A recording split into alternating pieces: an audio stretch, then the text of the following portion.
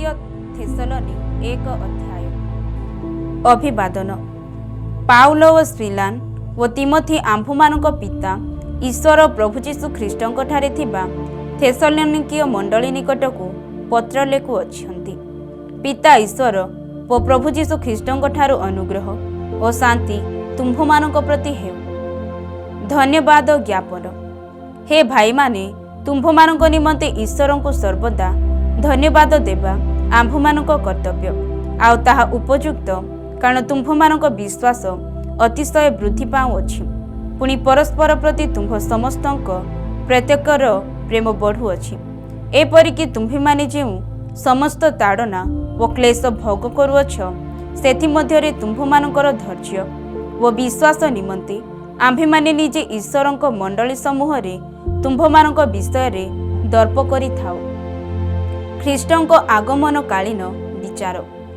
ईश्वरଙ୍କର जेउ राज्य निमंते तुम्भेमाने दुख भोग करुअछ, सेथिर अयोग्य बोली ईश्वरଙ୍କ जेउ राज्य निमंते तुम्भेमाने दुख भोग करुअछ, सेथिर योग्य बोली गणित हेबा पाई एहा तो ईश्वरଙ୍କର यथार्थ विचार प्रत्यक्षण प्रमाण। कारण प्रभु जीशु जेतेबेले आपणा शक्तिमान दूतमानଙ୍କ सहित प्रज्वलित अग्नि सह स्वर्गरु प्रकाशित हेबे, सेतेबेले तुम्भमानଙ୍କୁ क्लेश देउथिबा लोकमानଙ୍କୁ प्रतिफल स्वरूप क्लेश देबा व क्लेश भोग करुअछ जे तुम्भेमाने तुम्भमानଙ୍କୁ आम्भमानଙ୍କ सहित विश्राम देबा, एहा तो ईश्वरଙ୍କ पक्षरे न्यायर विषय। जेउमाने ईश्वरଙ୍କୁ जानती नाही व आम्भमानଙ୍କ प्रभु जीशुଙ୍କ सुसमाचार मानती नाही, सेमानଙ୍କୁ से सेतेबेले दंड देबे। अर्थात जेउ दिन से आपना साधुमानଙ୍କ द्वारा गौरवान्वित हेबाकू और विश्वास करथिबा लोक समस्तଙ୍କ द्वारा चमत्कारर दृश्य स्वरूप हेबाकू आसिबे, कारण तुम्भमानଙ୍କ निकटरे आम्भमानଙ୍କ साक्ष्य तुम्भेमाने विश्वास करिअछ। सेही दिन से माने दंड पाइबे, अर्थात प्रभुଙ୍କ छामरु व ताहांक पराक्रमर गौरवरु दूरीकृत होई अनंत विनाश भोग करिबे। एणु आम्भमानଙ୍କ ईश्वर जेपरि तुम्भमानଙ୍କୁ आपणा आह्वानर योग्य बोली गणना करती, पुणी समस्त सत्कामना व विश्वासर कर्म शक्ति रे सिद्ध करती, सेथिपाई मध्य आम्भेमाने सर्वदा तुम्भमानଙ୍କ निमंते प्रार्थना करुअछु। ताहा हेले आम्भमानଙ୍କ ईश्वर व प्रभु जीशु ख्रीष्टଙ୍କ अनुग्रह अनुसार आम्भमानଙ୍କ प्रभु जीशुଙ୍କ नाम तुम्भमानଙ୍କ ठारे गौरवान्वित हेबो, आउ तुम्भेमाने ताहांक ठारे गौरवान्वित हेबो। थेसलोनिय 2 अध्याय। अधर्म पुरुषर प्रकाश। हे भाई माने, आम्भमानଙ୍କ प्रभु जीशु ख्रीष्टଙ୍କ आगमन व ताहांक निकटरे आम्भमानଙ୍କ एकत्र हेबा संबंधरे तुम्भमानଙ୍କୁ अनुरोध करुअछु। प्रभुଙ୍କ दिन उपस्थित हेलानी बोली तुम्भेमाने कौनसी आत्मा की वाक्य की आम्भमानଙ୍କ द्वारा लिखित बोली मने करी कौनसी पत्र द्वारा शीघ्र विचलित व उद्विग्न न हुओ।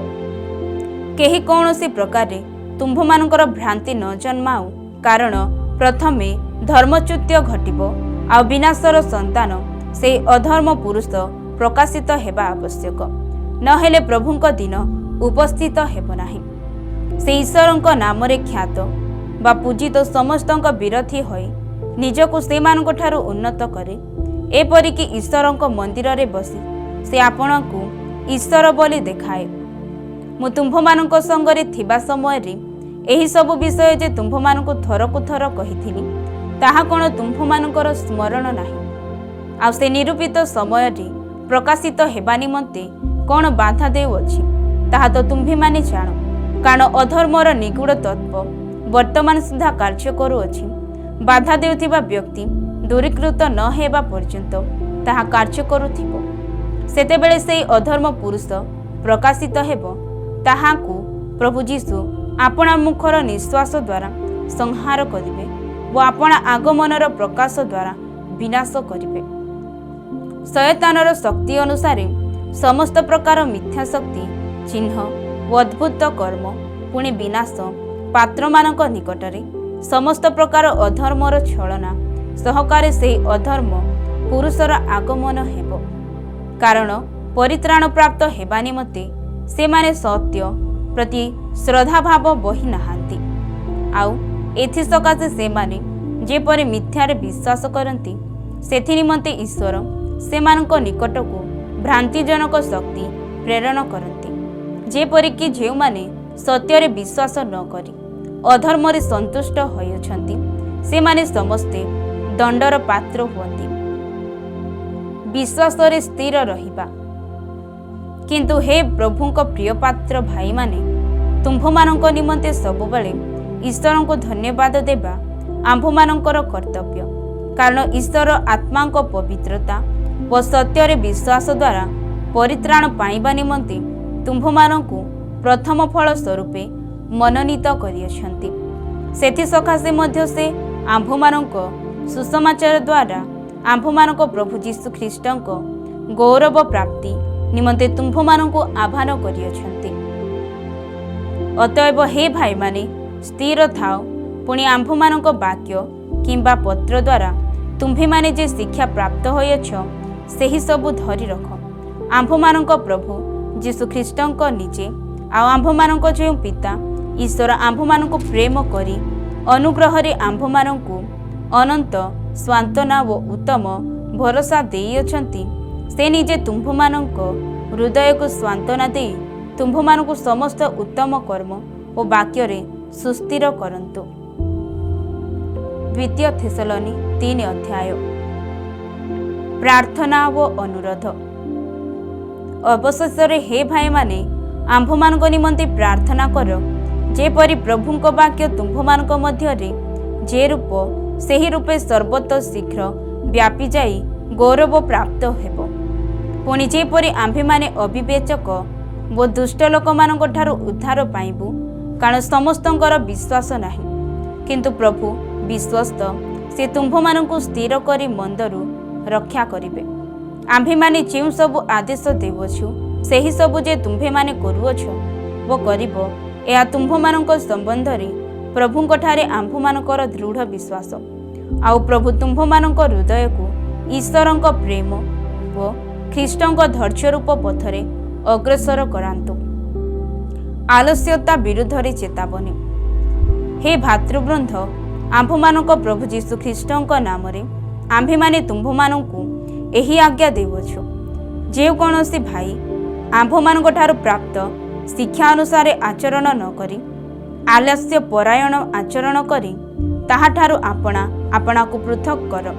କାରଣ କିପରି ଆମ୍ଭମାନଙ୍କୁ ଅନୁକରଣ କରିବା ତୁମ୍ଭମାନଙ୍କର ଉଚିତ, ତାହା ତୁମ୍ଭେମାନେ ନିଜେ ଜାଣୁଅଛ। ତେଣୁ ଆମ୍ଭେମାନେ ତୁମ୍ଭମାନଙ୍କ ମଧ୍ୟରେ ଆଲସ୍ୟ ପରାୟଣ ଆଚରଣ କରିନଥିଲୁ, କିମ୍ବା ବିନା ମୂଲ୍ୟରେ କାହାରି ଅନ୍ନ ଭୋଜନ କରିନଥିଲୁ, ବରଂ ତୁମ୍ଭମାନଙ୍କ ମଧ୍ୟରୁ କାହାରି ଭାର ସ୍ୱରୂପ ନ ହେବା ପାଇଁ ପରିଶ୍ରମ ଓ କ୍ଲେଶ ସହ ଦିବାରାତ୍ର କାର୍ଯ୍ୟ କରୁଥିଲୁ। ତୁମ୍ଭମାନଙ୍କ ଠାରୁ କିଛି ଗ୍ରହଣ କରିବାକୁ ଯେ ଆମ୍ଭମାନଙ୍କର ଅଧିକାର ନାହିଁ, ତାହା ନୁହେଁ, କିନ୍ତୁ ଯେପରି ତୁମ୍ଭେମାନେ ଆମ୍ଭମାନଙ୍କୁ ଅନୁକରଣ କର, ଏ ନିମନ୍ତେ ଆମ୍ଭେମାନେ ତୁମ୍ଭମାନଙ୍କ ନିକଟରେ ଆପଣାକୁ ଆଦର୍ଶ ରୂପେ ଦେଖାଇବା ପାଇଁ ସେହିପରି କଲୁ। କାରଣ ତୁମ୍ଭମାନଙ୍କ ସହିତ ଥିବା ସମୟରେ ହିଁ ଆମ୍ଭେମାନେ ତୁମ୍ଭମାନଙ୍କୁ ଏହି ଆଜ୍ଞା ଦେଲୁ ଯେ କେହି କାର୍ଯ୍ୟ କରିବାକୁ ଇଚ୍ଛା କରେ ନାହିଁ, ସେ ଭୋଜନ ମଧ୍ୟ ନ କରୁ। ଯେଣୁ ତୁମ୍ଭମାନଙ୍କ ମଧ୍ୟରେ କେହି କେହି ଆଲସ୍ୟ ପରାୟଣ ଆଚରଣ କରୁଅଛନ୍ତି ଓ କୌଣସି କାର୍ଯ୍ୟ ନ କରି ଅନଧିକାର ଚର୍ଚ୍ଚାରେ ବ୍ୟସ୍ତ ଅଟନ୍ତି ବୋଲି ଆମ୍ଭେମାନେ ଶୁଣୁଅଛୁ। ଏହି ପ୍ରକାର ଲୋକମାନଙ୍କୁ ଶ୍ରାନ୍ତ ଭାବରେ କାର୍ଯ୍ୟ କରି ନିଜ ନିଜର ଅନ୍ନ ଭୋଜନ କରିବାକୁ ଆମ୍ଭେମାନେ ପ୍ରଭୁ ଯୀଶୁ ଖ୍ରୀଷ୍ଟଙ୍କ ନାମରେ ଆଜ୍ଞା ଓ ଚେତନା ଦେଉଅଛୁ। କିନ୍ତୁ ହେ ଭାତୃବୃନ୍ଦ, ସତ୍କର୍ମ କରିବାରେ ତୁମ୍ଭେମାନେ କ୍ଳାନ୍ତ ନ ହୁଅ। ଆଉ ଯେବେ କେହି ଏହି ପତ୍ରରେ ଲିଖିତ ଆମ୍ଭମାନଙ୍କ କଥା ନ ମାନେ, ତେବେ ସେହି ଲୋକକୁ ଚିହ୍ନି ରଖ। ପୁଣି ସେ ଯେପରି ଲଜ୍ଜିତ ହୁଏ, ଏଥିନିମନ୍ତେ ତାହା ସହିତ ସମ୍ବନ୍ଧ ରଖ ନାହିଁ। ତଥାପି ତାହାକୁ ଶତ୍ରୁ ବୋଲି ଜ୍ଞାନ କର ନାହିଁ, ମାତ୍ର ତାହାକୁ ଭାଇ ବୋଲି ଜ୍ଞାନ କରି ଚେତନା ଦିଅ। ଶେଷ ଆଶିଷ। ଶାନ୍ତିଦାତା ପ୍ରଭୁ ସ୍ୱୟଂ ତୁମ୍ଭମାନଙ୍କୁ ସର୍ବଦା ଓ ସର୍ବପ୍ରକାରେ ଶାନ୍ତି ଦିଅନ୍ତୁ। ପ୍ରଭୁ ତୁମ୍ଭ ସମସ୍ତଙ୍କ ସହବର୍ତ୍ତୀ ହୁଅନ୍ତୁ। ମୁଁ ପାଉଲ ମୋହର ନିଜ ହାତରେ ଲେଖି ନମସ୍କାର ଜଣାଉଅଛି।